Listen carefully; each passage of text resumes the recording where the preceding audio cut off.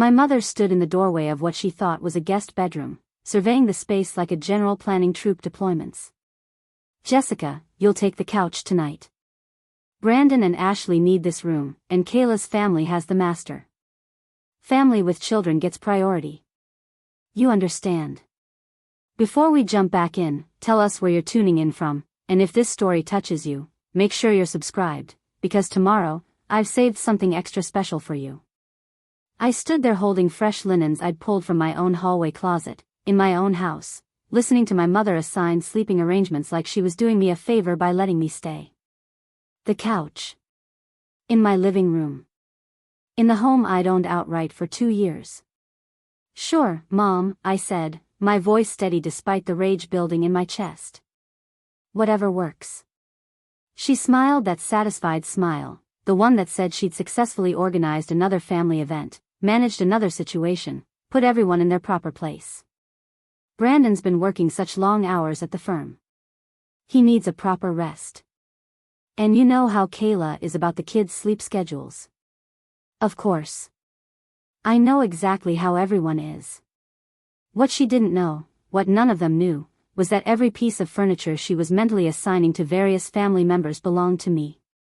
The guest bed she was giving to my younger brother, I'd refinished myself after finding it at an estate sale. The master bedroom where my sister would sleep with her husband and kids, I'd painted that soft gray after 3 weekends of careful work. The kitchen where my mother would hold court tomorrow morning, making her famous cinnamon rolls and accepting compliments, I'd renovated that with my own savings, keeping the original terrazzo floors and adding custom cabinets. My name was Jessica Mitchell, and I was about to spend Christmas Eve on my own couch while my family slept in my beds, completely unaware they were guests in my home. Marcus had dropped me off an hour earlier, parking down the street like we'd planned. "How long are you going to keep this up?" he'd asked, not for the first time. "It's getting ridiculous, Jess. This is your house." "Just through the holidays," I'd promised. "Then I'll tell them." But we both knew I'd been saying that for 2 years. The deception had started small, as these things always do. When I bought the house in Austin's Hyde Park neighborhood, I simply didn't mention it during my monthly obligatory phone calls to Dallas. My mother was too busy bragging about Brandon's promotion to junior partner at his law firm to ask detailed questions about my life. When she did inquire, I deflected. "Work's busy. Austin's great. Rent's manageable." All technically true if you squinted at the definitions. Then came the first visit, 6 months after I'd moved in. She'd announced she was coming to Austin for a realtor conference and wanted to see my place. Panic set in.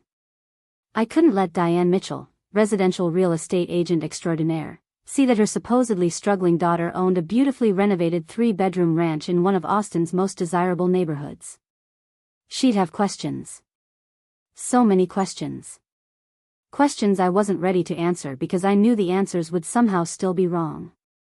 So I rented the studio apartment in East Austin. Furnished it with thrift store finds and an air mattress. Made it look exactly like what she expected, a space that screamed still figuring it out at 30. She'd walked through in 15 minutes, made sympathetic noises about the size, suggested I might want to consider moving back to Dallas where family could help me get on my feet, and taken me to dinner where she spent 2 hours talking about Brandon's upcoming wedding. That studio had cost me $800 a month for the past 2 years. A small price, I'd told myself, for peace. Now, watching my mother direct traffic in my actual home, treating me like the family charity case who should be grateful for couch space, that peace felt expensive in ways that had nothing to do with money. "Your father would have wanted family together for Christmas," Mom said, her voice taking on that particular tone she used when invoking my late father's wishes. Whatever supported her current agenda, Dad would have wanted it. He'd been gone for 5 years, and she'd been speaking for him ever since. "I'm sure he would have," I agreed, thinking about how Dad had actually been the one who taught me about financial independence, about making smart investments, about not letting anyone make you feel small for being careful with money. The inheritance he'd left me, against my mother's protests about splitting it equally, had been the down payment on this house. He'd known, somehow, that I'd need something that was entirely mine. The evening unfolded exactly as I'd orchestrated it, which was to say, exactly as my mother believed she'd orchestrated it. Brandon and Ashley arrived first, my brother looking exhausted in his expensive suit, his wife Ashley warm and genuinely kind as always. She hugged me tightly. "Jess, this place is gorgeous. How did you find it?" "A friend of a friend needed someone to house sit for the holidays," I lied smoothly, hating how easily the deception rolled off my tongue now. "I've been staying here for a few weeks." "Lucky you," Brandon said, barely looking up from his phone. "Beats that studio you were in."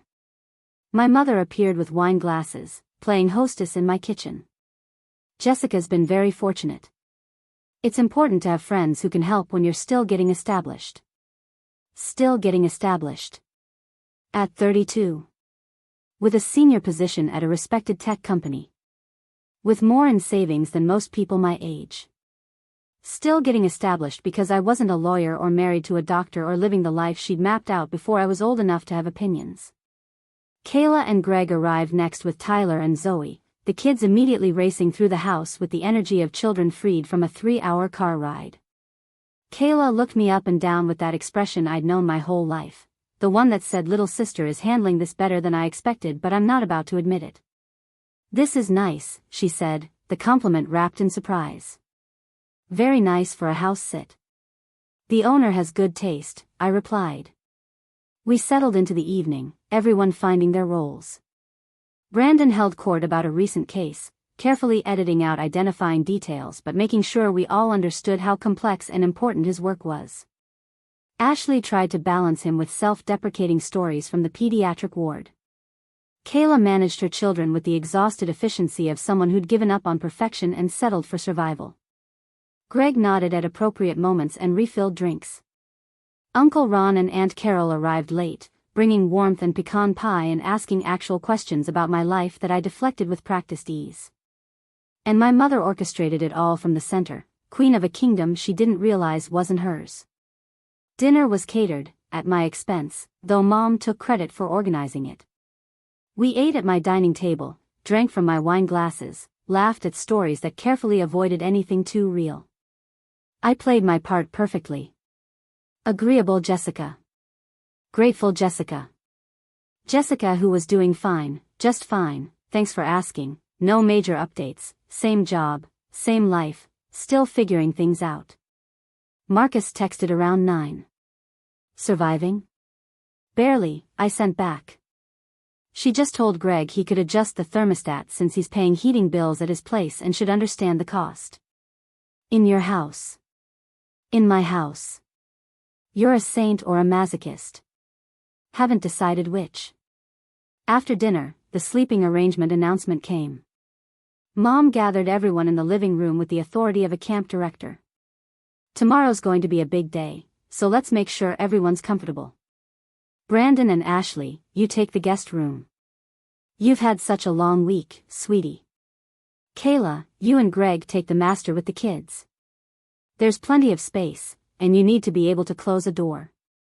Ron and Carol are at a hotel, they insisted, though we have the couch, and there's another option." She turned to me with that smile, the one that said this is generous of me. "Jessica, honey, you're young and flexible.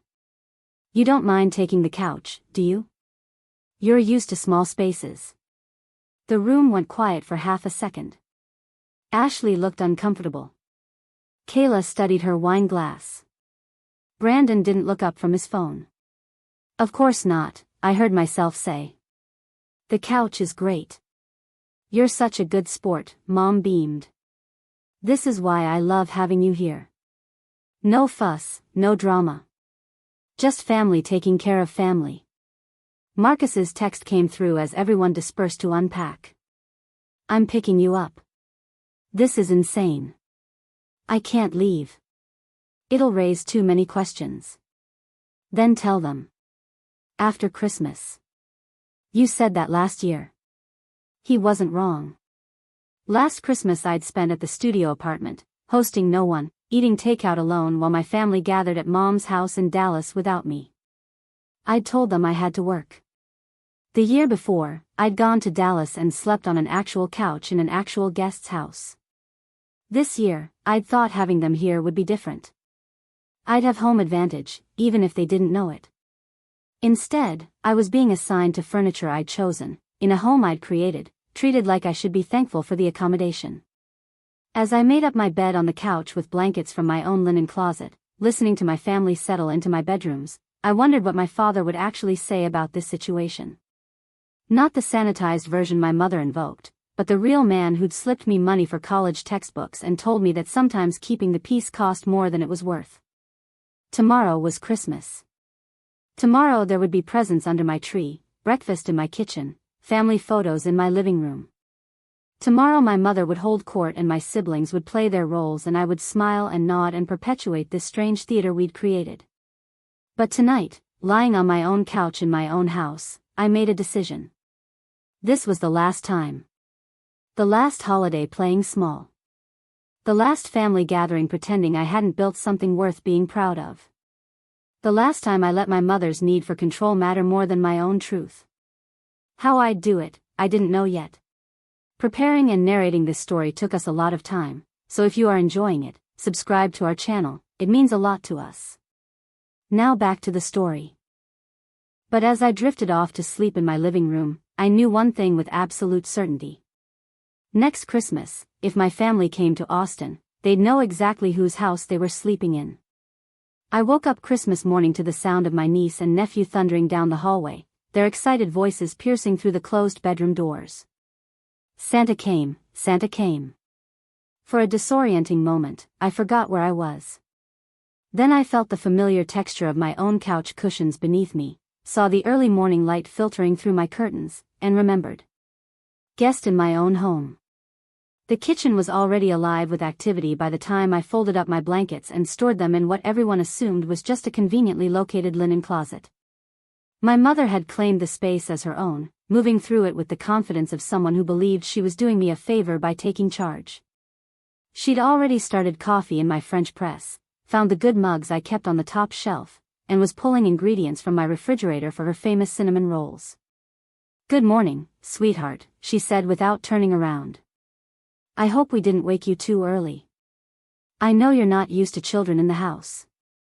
"It's fine," I said, pouring myself coffee from my own press into one of my own mugs. "I'm an early riser anyway." "That's good. You can help me with breakfast. Can you check if there's brown sugar? I couldn't find any last night." I walked to the pantry, my pantry, the one I'd organized with careful labels and matching containers because I actually enjoyed cooking when I had time. The brown sugar was exactly where I kept it, right next to the white sugar and the various baking supplies I'd accumulated over 2 years of living here. I handed it to her. "Oh, perfect," she said, taking it without acknowledgement. "This kitchen is surprisingly well stocked for a house sit. Your friend must cook a lot." "She does," I lied. "She's really into cooking. You should take notes. A well-organized kitchen is the sign of a well-organized life. Though I suppose when you have space like this, it's easier. Not like that studio you're in." "Right. Not like the studio." Kayla emerged in yoga pants and an oversized sweater, looking like she hadn't slept well. Tyler and Zoe trailing behind her like loud, energetic puppies. "Morning," she yawned. "Mom, please tell me that's your cinnamon roll dough." "Of course it is. I wouldn't trust anyone else's recipe for Christmas morning. Aunt Carol always made those orange rolls," I said quietly. "Remember? Dad used to say Christmas didn't start until he smelled oranges and cinnamon competing." The kitchen went silent for a beat. My mother's hands paused in the dough, then resumed their work with slightly more force. "Your father had many opinions about breakfast. But traditions evolve, Jessica. We can't live in the past." I wasn't suggesting we live in the past. I was remembering it. Well, memory is lovely, but cinnamon rolls are practical. "Tyler, Zoe, do you want to help Grandma?" The kids scrambled forward, eager for any activity that might lead to sugar consumption. I retreated to the living room where my makeshift bed had been, feeling dismissed from my own kitchen. Brandon was already up, suited even on Christmas morning in casual slacks and a button-down, phone in hand as always. He looked up briefly. Coffee ready? In the kitchen. Great. He disappeared without further conversation. Ashley appeared moments later, looking apologetic in a way that made me think she'd overheard more than I'd intended anyone to hear. Your mom is really something, she said softly, settling onto the couch next to where I stood. Don't take it personally. You know how she gets during holidays. I know exactly how she gets. That's the problem. She means well. Everyone kept saying that. My mother means well. As if good intentions erased the impact of making someone feel small in their own home, in their own life, in their own skin. I wondered what people would say if they knew the truth. Would they still insist she meant well when they discovered she'd been assigning beds in a house her daughter owned? The morning progressed with the momentum of family tradition. Presents were distributed under my tree, a 7-foot Douglas fir I'd picked out at a local lot and decorated with ornaments I'd collected over the years. Nobody asked about the ornaments. Nobody noticed that several were clearly not rental-friendly temporary decorations, but substantial pieces you bought when you planned to stay somewhere. A hand-blown glass icicle from a local artisan. A wooden star I'd commissioned from a craftsperson at the farmer's market. A ceramic house that looked suspiciously like the one we were sitting in, made by a neighbor who did pottery. Tyler tore through his gifts with the efficiency of a small tornado. Zoe was more methodical, carefully examining each package before opening it. Brandon and Ashley exchanged thoughtful gifts that spoke to actual knowledge of each other. Kayla and Greg's exchange was purely practical, things they needed rather than wanted. Mom gave everyone gifts that reflected who she thought they should be rather than who they were. Brandon got a leather portfolio for client meetings. Kayla received a spa day package with a note about taking time for self-care. I got a professional development course catalog and a gift card to a department store's interview clothes section. For when you're ready to look for something more stable, she said with that smile. It's never too early to plan for career advancement. Thanks, Mom. I managed, setting aside the catalog that assumed I needed advancement from a senior position I'd held for 3 years. My gifts were more carefully chosen. I'd gotten Tyler a collection of books about space exploration because he'd mentioned at Thanksgiving that he wanted to be an astronaut. Zoe received an art supply kit after she'd told me she liked drawing horses. I'd found a vintage medical text for Ashley, knowing she collected them. Brandon got concert tickets to a band I'd heard him mention once, 2 years ago, in passing. Kayla received a gift certificate to the wine bar she'd posted about wanting to try but never having time to visit. For Mom, I'd commissioned a family tree artwork from a local calligrapher, with Dad's side and her side both represented. She looked at it for a long moment. This is lovely, Jessica. Very thoughtful. Though I hope you didn't spend too much. You need to be careful with money. It was within my budget, I said evenly. Of course. I just worry. You're always so generous, and I want to make sure you're taking care of yourself first. I am taking care of myself. I wanted to shout it. I take such good care of myself that I own this house you're sitting in. I have a retirement account and an emergency fund and investment portfolios. I haven't asked you for money since I was 23.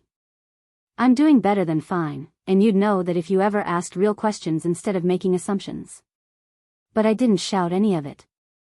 I smiled and nodded and accepted her concern like I always did. After presents came breakfast, which meant my mother's cinnamon rolls praised by everyone as if she'd performed a miracle rather than following a recipe in someone else's kitchen. The kids were sticky with frosting. Greg told the same joke he told every year about his metabolism finally catching up with him.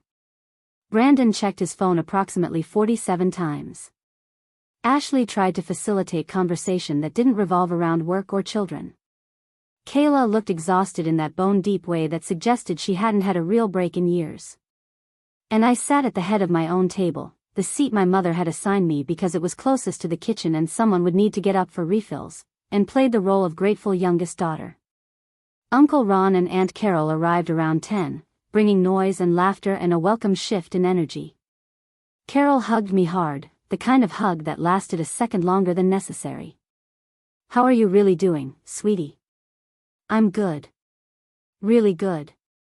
She pulled back, studying my face with eyes that saw more than I wanted them to. This is a beautiful house. Your friend has excellent taste. She does. Seems like the kind of place you'd want to live in permanently, not just house sit. Maybe someday. She let it go, but I could tell she was filing information away, connecting dots I'd tried to keep separate. Carol had always been the observant one, the family member who asked follow-up questions and remembered details. She'd been Dad's favorite sister-in-law for exactly that reason. The day stretched out with the particular slowness of forced family time. We played board games where Brandon took everything too seriously and Kayla got competitive about things that didn't matter, and the kids cheated with the shamelessness of children who hadn't yet learned subtlety. We watched Christmas movies on my television, sitting on my furniture, eating snacks from my kitchen. We took family photos in front of my fireplace, everyone smiling in that strained way that photographs require. And through it all, my mother held court. Commenting on everything, managing everyone, offering unsolicited advice about Tyler's reading level and Ashley's career path and my life choices. She'd found the folder where I kept takeout menus and suggested I was eating too much restaurant food. She'd noticed my gym bag by the door and recommended a better fitness routine. She'd seen my bookshelf and questioned whether I was reading enough business books versus fiction. You're so creative, Jessica, but creativity doesn't pay bills. You need to be more strategic about your development. I am strategic about my development. I wanted to pull out my performance reviews, my promotion letters, my salary statements. I wanted to show her the mortgage payoff documentation, the title to the house, the bank statements that proved I knew exactly how to pay my bills. Instead I said, I'll keep that in mind, thanks Mom. Marcus texted me throughout the day, a lifeline to sanity. How's prison? They're debating whether I should get a roommate to split expenses. In your 3-bedroom house. That they think I'm house sitting. This is performance art at this point. It's something. By evening, exhaustion had set in for everyone. The kids were overtired and cranky. The adults were overfed and running out of conversation.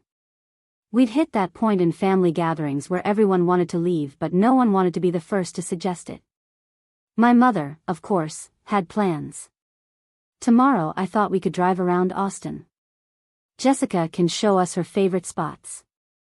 Then maybe dinner somewhere nice before everyone heads back to Dallas on the 26th. Actually, Mom, I have to work the day after Christmas. Big project deadline. On the 26th.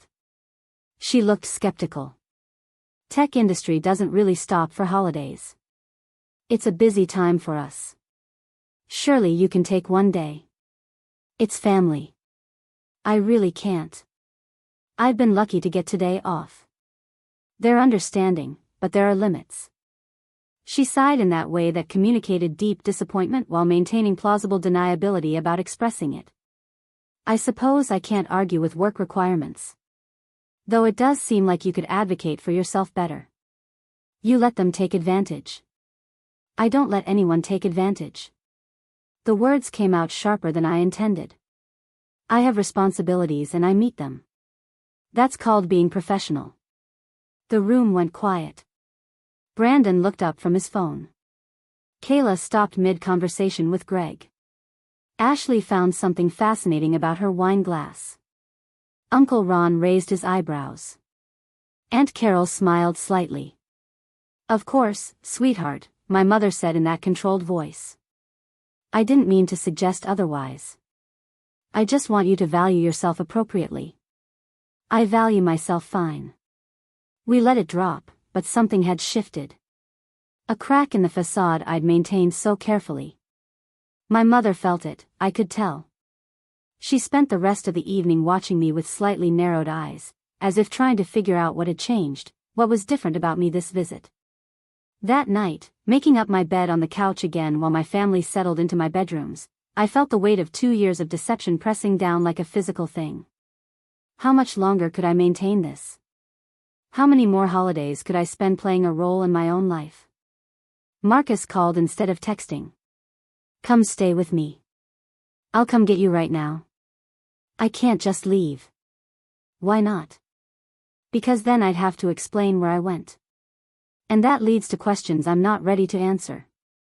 When will you be ready? What are you waiting for? Permission? Maybe. Maybe I was waiting for permission that would never come. Permission to be successful without apologizing for it. Permission to own things without explaining how I could afford them. Permission to exist outside the narrow definition my mother had constructed and maintained despite all evidence to the contrary. I have to go, I told him. Someone's coming down the hall. I love you, even when you're being ridiculous. I love you too. Especially then. I lay awake long after the house went quiet, staring at the ceiling I'd had repaired last spring when water damage from a leak had required professional help. I thought about my father, about the inheritance that had made this house possible, about the conversations we'd never have about whether I was using it the way he'd intended. I thought about the life I'd built, solid and stable and entirely my own, and how I'd somehow convinced myself it was safer to hide it than claim it. Tomorrow my family would leave. Tomorrow I'd reclaim my space, my bed, my kitchen, my home. Tomorrow I'd go back to the studio apartment and pretend that's where I really lived, and everyone would go back to their regular lives believing I was still figuring mine out. But something had broken tonight. Some internal wall between who I was pretending to be and who I actually was. And I suspected, lying there in the dark, that I wouldn't make it another year without it all coming down. The history of how I'd ended up living a double life didn't start with buying the house. It started much earlier, in a childhood where nothing I did was ever quite enough, and everything my siblings did seemed effortless. Growing up in Dallas as the middle child meant existing in a permanent state of comparison. Brandon was the golden boy from the moment he could walk, serious and focused even as a toddler. He'd sit still during church services while I squirmed. He'd finish his homework before dinner while I rushed through mine after. He'd chosen law school at 18, never wavering, never questioning, following a path my mother had probably sketched out before he was born. Kayla was the perfect daughter in different ways. She'd married young to a stable man, had babies at appropriate intervals, and devoted herself to family with the kind of wholehearted commitment my mother understood. She'd made choices that fit neatly into the narrative my mother told about successful women. Career could wait. Family came first. Sacrifice was noble. Then there was me. Jessica. The one who asked too many questions and changed majors twice and wanted things she couldn't articulate because they didn't exist in the options presented. I liked writing but didn't want to be a journalist. I understood marketing but found advertising soulless. I was good with people but didn't want to teach. Every interest I expressed came with a qualifier, a but, a not quite, until even I started to believe I was just indecisive rather than searching for something specific. My father understood, I think. He'd worked in finance but his real passion was woodworking. He'd spend weekends in the garage creating furniture nobody needed, simply because he enjoyed the process of making something beautiful from raw materials. He never sold anything, never tried to monetize his hobby, just built and built and built because it satisfied something in him that numbers on spreadsheets couldn't reach. You don't have to explain joy, he'd told me once when I was maybe 16, struggling to justify why I wanted to take a photography class instead of AP Economics. If something makes you feel alive, that's reason enough. My mother had overheard and disagreed, naturally. Joy doesn't pay for college, Jack. She needs practical skills, not hobbies. They'd argued about me often, though they tried to do it quietly. He'd advocate for letting me explore. She'd counter with concerns about my future, my security, my ability to compete in a world that didn't reward dreamers. After he died, there was nobody left to argue for exploration. Only my mother's voice, insistent and certain, telling me what I should want. College had been a battlefield. I'd started as an English major because I loved reading, loved the way words could build entire worlds. My mother had staged an intervention halfway through freshman year, appearing at my dorm with printouts of salary data and employment statistics. Do you want to be a barista with a degree? Because that's where this path leads. I'd switched to business, hating every finance class and marketing theory lecture, feeling like I was learning to speak a language that had no words for the things I actually cared about. But I'd stuck with it because disappointing her felt worse than disappointing myself.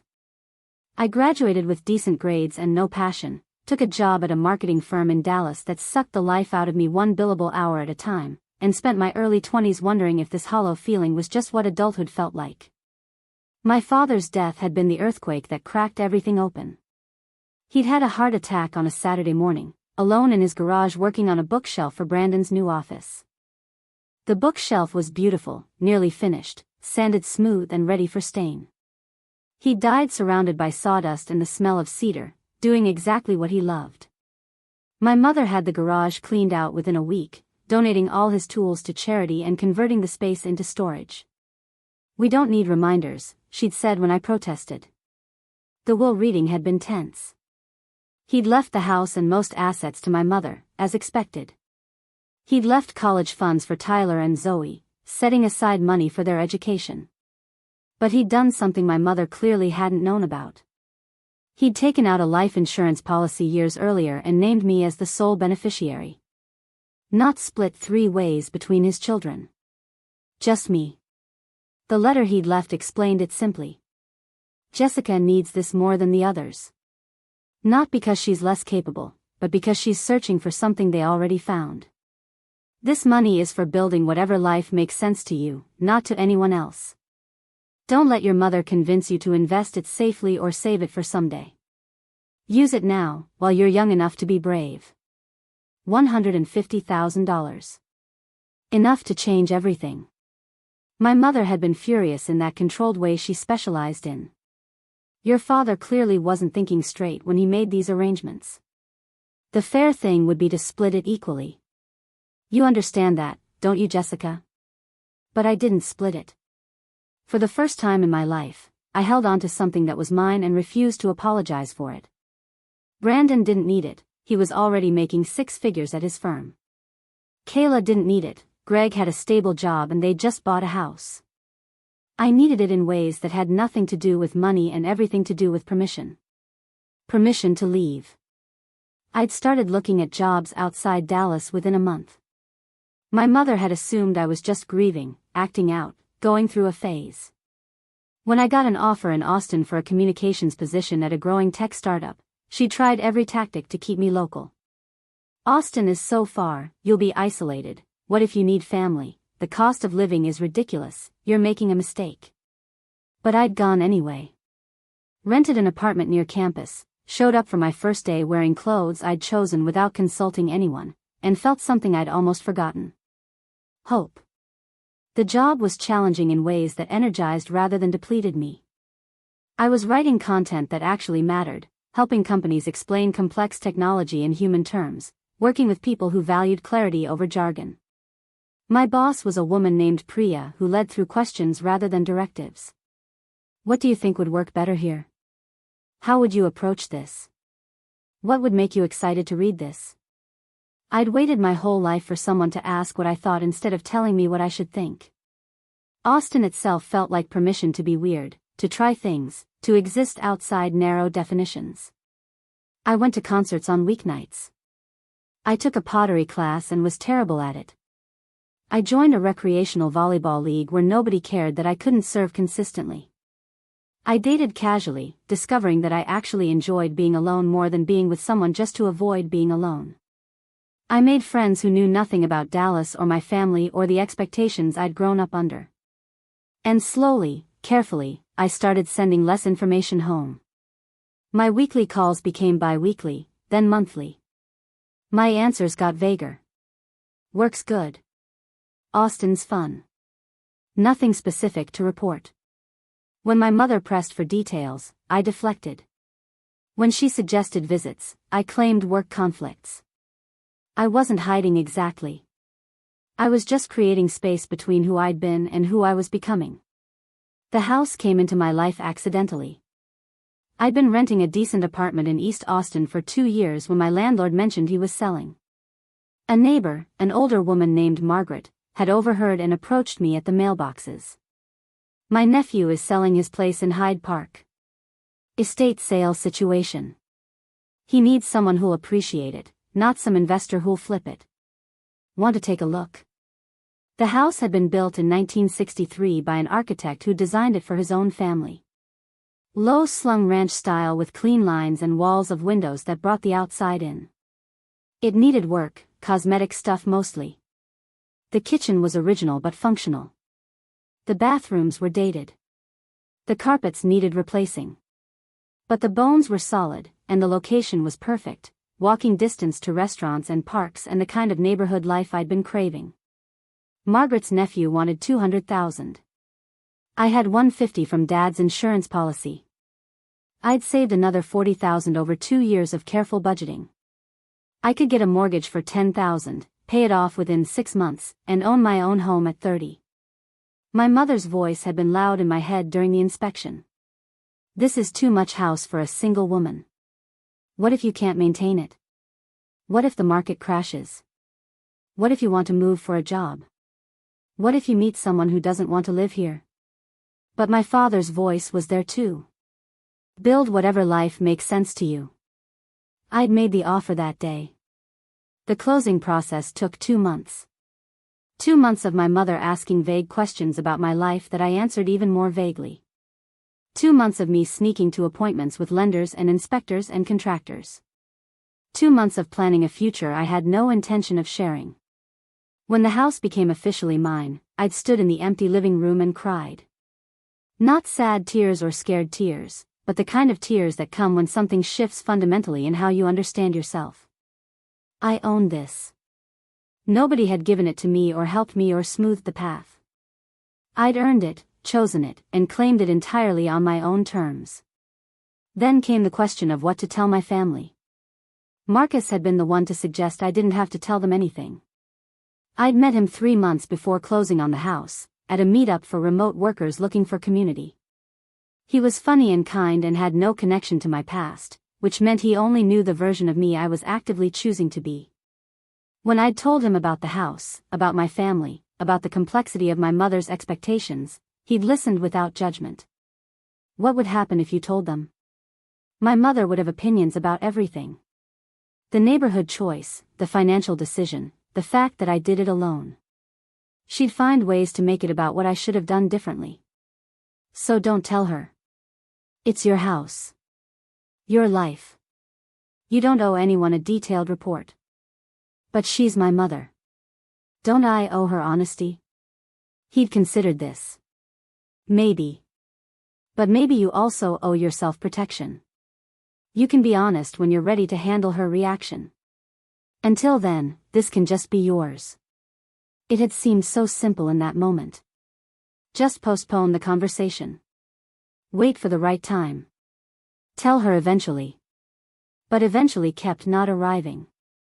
The first holiday season came and I'd begged off visiting Dallas, claiming work obligations. The second year, I'd gone but stayed in a hotel, citing the need for quiet workspace for a project. The third year, I'd rented the studio apartment, creating a whole false life to present for inspection. And now here I was, 2 years into owning a home, sleeping on my own couch while my family treated me like I was barely holding my life together. The deception had started as protection and become a prison. Every lie required another lie. Every deflection raised more questions. The studio apartment cost me nearly $10,000 a year to maintain. The emotional cost was incalculable. Marcus had stopped suggesting I tell them months ago. Now he just shook his head when I explained my latest cover story, looking at me with a mixture of love and frustration that made me feel seen and ashamed in equal measure. Aunt Carol had come closest to figuring it out. She'd visited Austin for a conference last spring and insisted on taking me to lunch. Over Vietnamese food in East Austin, she'd asked careful questions about my life, my work, my happiness. She'd mentioned that I seemed different, more settled, more confident. She'd noticed I had opinions about Austin neighborhoods and restaurant openings, the kind of knowledge that came from really living somewhere, not just passing through. You've built a good life here, she'd said. I can tell. I'm trying, I'd replied. Your dad would be proud. He worried about you, you know.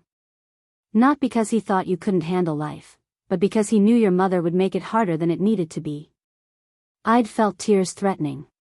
He told me to be brave. Are you? Being brave? I'd thought about the house I owned and the studio I rented and the elaborate fiction I maintained. I'm working on it. She'd squeezed my hand across the table. Work faster. Life's too short to spend it pretending. But here I was, months later, still pretending. Still working on courage I couldn't quite locate. Still sleeping on my own couch while my family made themselves comfortable in my beds, none of them suspecting that their struggling baby sister had actually figured some things out. The morning after Christmas dawned gray and drizzly, typical Austin winter weather that couldn't decide if it wanted to commit to actual cold or just threaten it half-heartedly. I woke before anyone else, my back aching from another night on the couch, and made coffee in the pre-dawn quiet of my kitchen.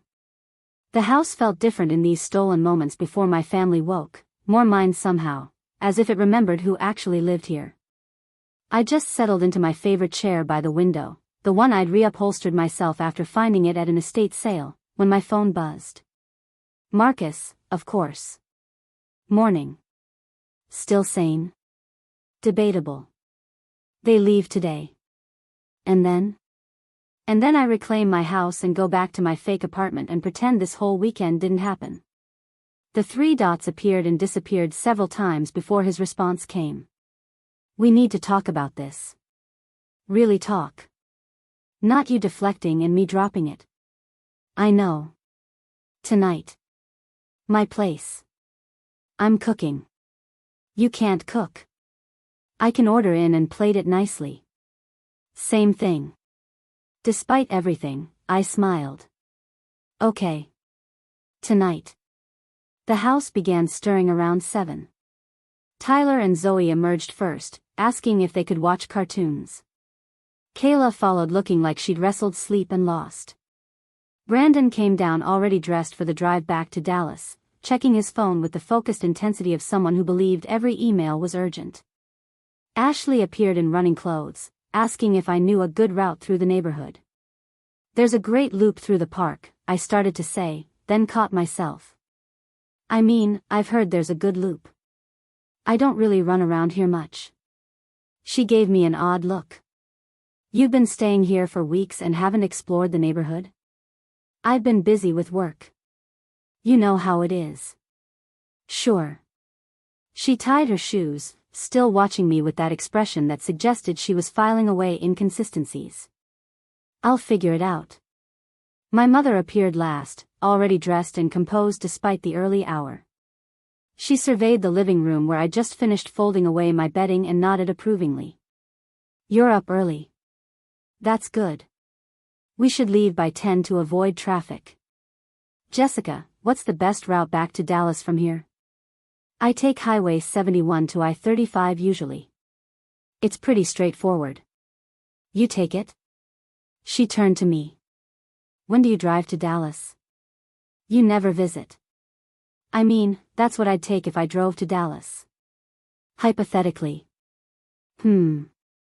She moved into the kitchen, starting to organize breakfast cleanup that hadn't happened yet because breakfast hadn't occurred. We should eat something before we go. I don't want to stop on the road. Do you have eggs? Should be some in the fridge. She opened my refrigerator, the one I'd stocked carefully with organic produce and good cheese and the kind of ingredients that suggested someone who actually cooked regularly. This is very well stocked for a temporary situation. Your friend must have just gone shopping. I think she did. Before she left. Where did she go again? For the holidays? I hesitated a fraction too long. Visiting family. On the East Coast. For someone house-sitting, you seem to know a lot about her groceries but not much about her travel plans. We text sometimes. She's pretty private. My mother made a noncommittal sound and started pulling out ingredients for omelets. Kayla, watching this exchange from the couch, raised her eyebrows at me. I shrugged, hoping I looked casual rather than panicked. Uncle Ron and Aunt Carol arrived as breakfast was being prepared, bringing bagels and the easy warmth that had always made them my favorite relatives. Carol hugged me longer than necessary again. Sleep okay, honey? As well as can be expected on a couch. In a house this size, you'd think there'd be better sleeping arrangements. She said it lightly, but her eyes were sharp. Seems like plenty of space to go around. Family with kids gets priority, I repeated my mother's logic. It makes sense. Does it? Carol accepted coffee from my mother with a smile that didn't quite reach her eyes. I would have thought in someone's home, the homeowner would get first choice of beds. The room went very still. My mother's hand paused over the omelet pan. Brandon looked up from his phone. Kayla stopped mid-conversation with Greg. Ashley, just back from her run, froze in the doorway. It's a house sit, Carol, my mother said carefully. There is no homeowner present. We're all guests here. Are we? Carol took a sip of coffee, utterly calm. Because I've been looking around, and I'm noticing some interesting things. These aren't rental furniture pieces. That bookshelf has family photos. The kitchen has the kind of specific organization that comes from someone actually living and cooking here. And unless I'm mistaken, that's your handwriting on the calendar by the fridge, Jessica. Planning your work schedule for January. I couldn't breathe. My mother turned slowly from the stove to look at me, her face carefully blank in that way that meant she was processing rapidly and didn't like her conclusions. What is Carol talking about, Jessica? I opened my mouth. Closed it. Looked at Marcus's text still on my phone screen. We need to talk about this. Really talk. Maybe he was right. Maybe Aunt Carol had just given me the push I'd been too cowardly to make on my own. The house is mine, I heard myself say. I own it. Have owned it for 2 years. The silence that followed was so complete I could hear the refrigerator humming, the heater clicking on, Tyler asking Zoe something about cartoons in the other room, oblivious to the bomb that had just detonated in the kitchen. You own it, my mother repeated slowly. This house.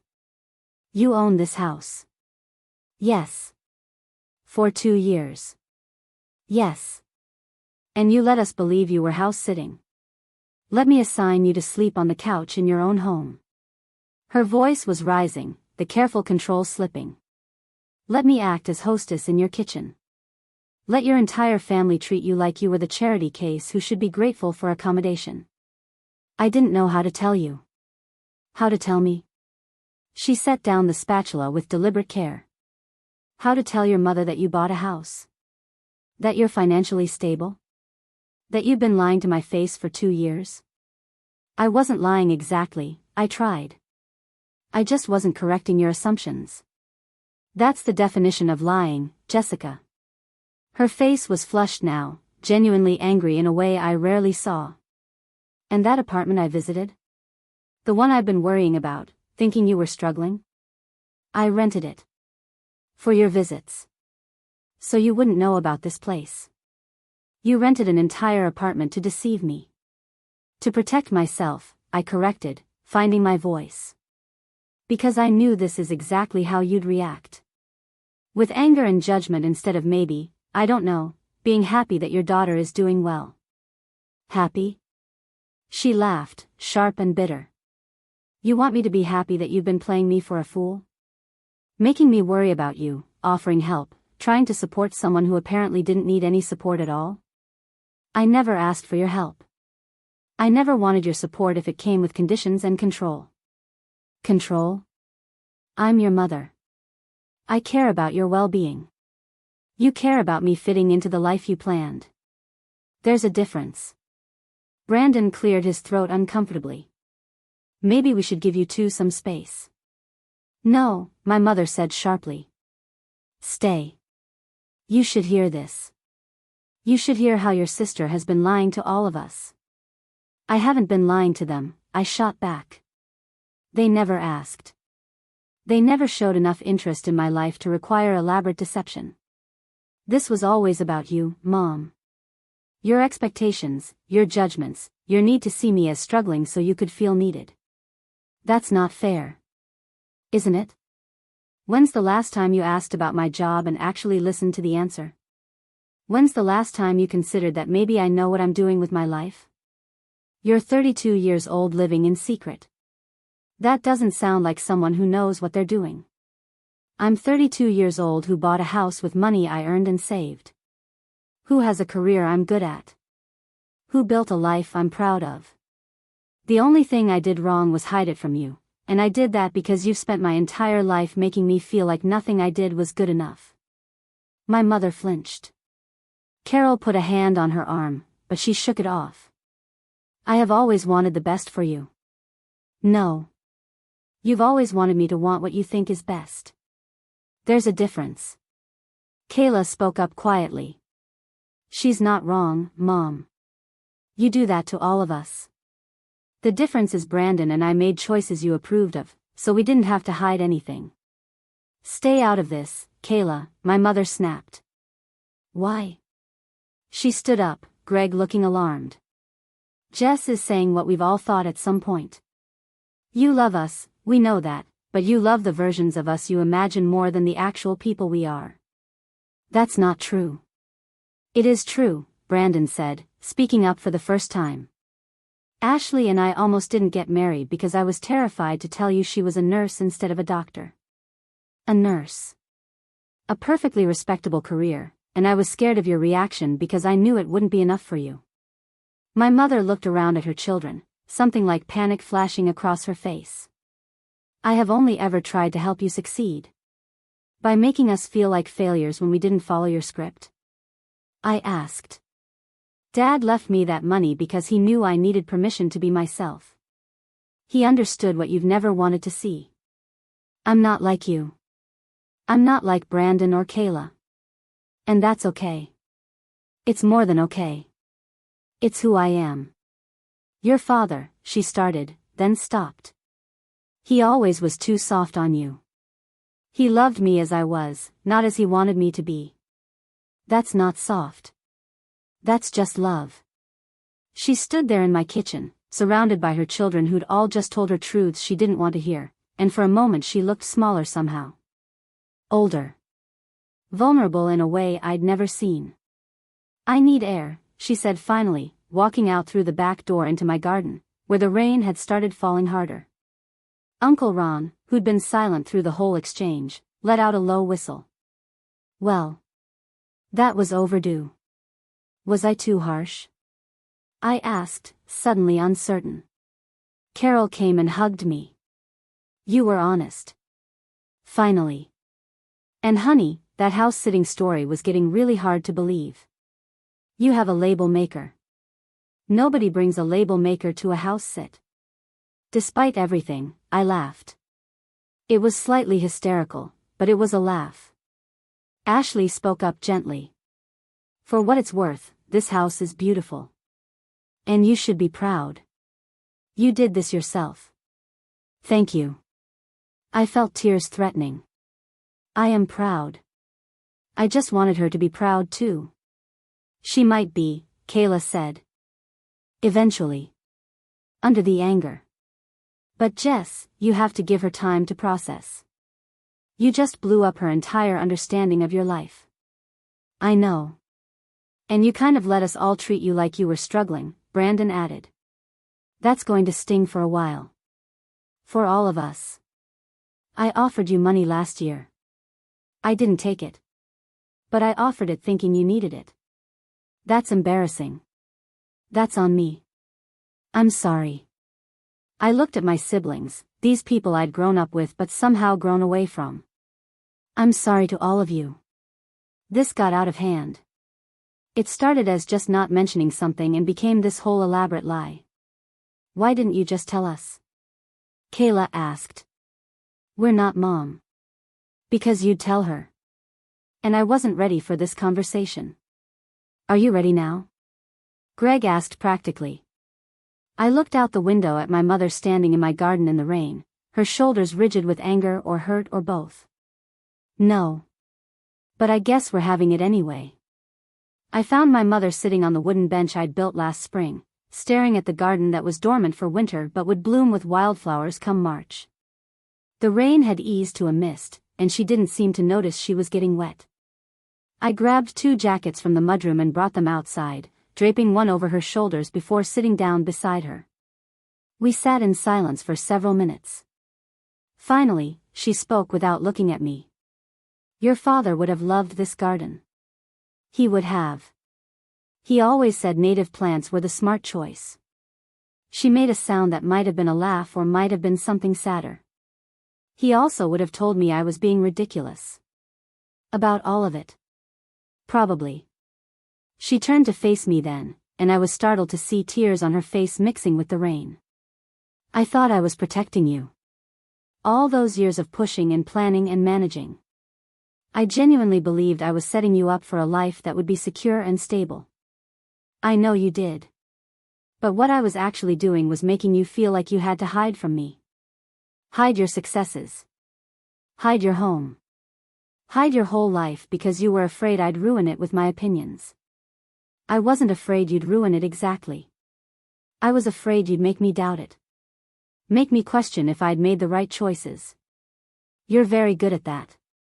She wiped her face with the back of her hand. I learned it from my mother. She was the same way. Never satisfied, always pushing for more, better, different. I spent my whole life trying to earn approval I never got. And then I turned around and did the same thing to you. The cycle had to break somewhere. I wish it hadn't taken you buying a house in secret for me to see it. She looked around the garden, really seeing it for the first time. This is beautiful, Jessica. And the house, it's perfect for you. Exactly what you would choose. I hate that you couldn't share it with me when you bought it. I wanted to. But I knew you'd have opinions about the neighborhood or the size or the fact that I did it alone. I knew you'd find some way to make it about what I should have done differently. You're right. I would have. She took a shaky breath. I'm working very hard right now not to tell you about property values in this area and whether you got a good inspection. Despite myself, I smiled. Progress. Baby steps. She pulled the jacket tighter around herself. Can I ask you something honestly? Are you happy? Really, genuinely happy with your life? Yes. Without hesitation. I love my job. I love this city. I love this house. I have good friends and a boyfriend who's patient with my family drama. I'm doing exactly what I want to be doing. A boyfriend? Marcus. You'd like him, actually. He's a graphic designer. Freelance. Makes his own schedule, does work he believes in, completely fails to understand why I care so much about what you think. Smart man. She was quiet again. I owe you an apology. Not just for this weekend, but for years of making you feel insufficient. You're not insufficient. You never were. You were just different from what I expected, and I couldn't adjust my expectations. I owe you one too. I should have told you about the house. About my life. You're my mother. You deserve to know, even if your reaction wasn't what I hoped for. What did you hope for? That you'd be proud. That you'd see I figured things out in my own way and be happy for me instead of disappointed it wasn't your way. I am proud. She reached over and took my hand. I'm furious and embarrassed and feel like a fool, but underneath all that, I'm proud. My daughter bought a house at 30 with money she saved and inherited from a father who believed in her. That's remarkable. Thank you. Though I do have questions about the inspection and whether you had a real estate attorney review the contract. Mom. Sorry. Baby steps. She squeezed my hand. Can we start over? Not all the way over, but from here? You show me who you really are, and I try very hard to just listen without fixing or judging or managing. I'd like that. Can I still call you when I need actual advice? Sometimes your real estate knowledge would be useful. She laughed, a real one this time. Yes. And maybe sometimes I can visit without you having to rent a fake apartment? That would save me a lot of money. We stood up together, heading back toward the house. At the door, she paused. One more thing. This Marcus. When do I get to meet him properly? Not as your secret boyfriend, but as the man in my daughter's life? Soon. Maybe next time you visit. Fair warning, though. He has a lot of opinions about how you've treated me, and he's not shy about sharing them. Good. You need someone in your corner. Your father was that person. I'm glad you found someone else who can be. Inside, the family had cleaned up breakfast and was preparing to leave. The atmosphere was still awkward, but less hostile. Brandon hugged me goodbye and whispered, "Nice house." Really? Ashley invited me to visit them in Dallas anytime. Kayla promised to call more often, really call, not just obligatory check-ins. Greg shook his head and told me I had more guts than sense. Uncle Ron and Aunt Carol both looked satisfied, like they'd been waiting for this explosion and were pleased with the outcome. My mother was the last to leave. She stood in my entryway, looking around one final time. Next visit, I'd like to see the whole house. Properly. With you telling me about your choices and why you made them. No judgment. Just curiosity. I'd like that. She hugged me then, a real embrace that lasted longer than our usual perfunctory contact. I love you, Jessica. Even when I'm terrible at showing it. Especially when I'm terrible at showing it. I love you too, Mom. After they left, the house felt different. Lighter somehow, despite the emotional weight of the morning. I walked through each room, reclaiming my space, seeing it fresh. This was mine. And now, finally, everyone knew it. Marcus arrived that evening with Thai food and wine. So, how was the apocalypse? Surprisingly constructive. We talked. Really talked. She apologized. I apologized. We're going to try. He pulled me close. I'm proud of you. That took real courage. Or Aunt Carol forcing my hand. Sometimes courage looks like accepting the push when it comes. We ate dinner at my table, drank wine in my living room, and I told him everything about the confrontation and the conversation after. When I finished, he raised his glass. To no more fake apartments. To authenticity. To your mother's baby steps. To progress, I agreed, clinking my glass against his. However messy it looks. That night, sleeping in my own bed for the first time in 3 days, I thought about the strange journey that had led here. The years of hiding, the elaborate deceptions, the fear of judgment that had kept me small. And then the moment when it all came crashing down, not at all how I'd planned, but maybe exactly how it needed to happen. My phone buzzed with a text from my mother. Thank you for your patience today. I'll try to earn back your trust. Also, I looked up property values in Hyde Park. You got an excellent deal. Well done. I smiled and typed back. Thanks, Mom. That means a lot. 3 dots appeared, disappeared, appeared again. I'm learning. Slowly. But I'm learning. Me too, I replied. Me too. Outside my window, Austin glowed with city lights. Inside my house, everything was finally, completely mine. Not secret anymore. Not hidden. Just real. And that, I thought as I drifted off to sleep, was worth every uncomfortable moment it had taken to get here. Up next, you've got 2 more standout stories right on your screen. If this one hit the mark, you won't want to pass these up. Just click and check them out.